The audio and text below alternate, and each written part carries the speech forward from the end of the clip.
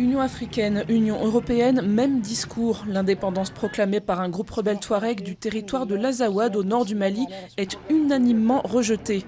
Amnesty International tire le signal d'alarme. Entre sécheresse, violence et grave atteinte aux droits de l'homme, le nord du pays serait au bord du désastre humanitaire. La piste d'un tueur en série solitaire dans l'Essonne après la mort jeudi soir d'une femme de 47 ans à Grigny, avec l'arme qui a tué 3 autres personnes dans le même secteur.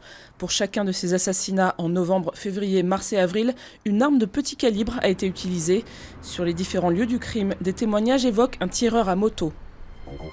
EDF et Alstom, nouveaux rois de l'éolien offshore en France. Leur consortium remporte 3 des 5 sites en jeu dans l'appel d'offres du gouvernement. Un site revient au groupe espagnol Iberdrola allié à Areva. Grand perdant, GDF Suez qui ressort bredouille.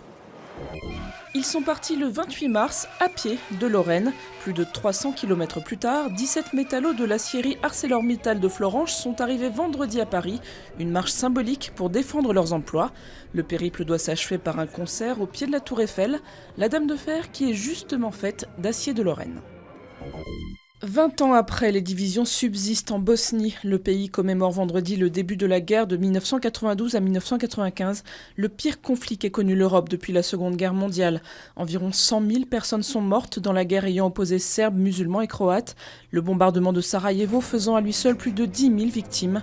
En leur mémoire, 11 000 chaises rouges ont été installées sur une artère du centre-ville.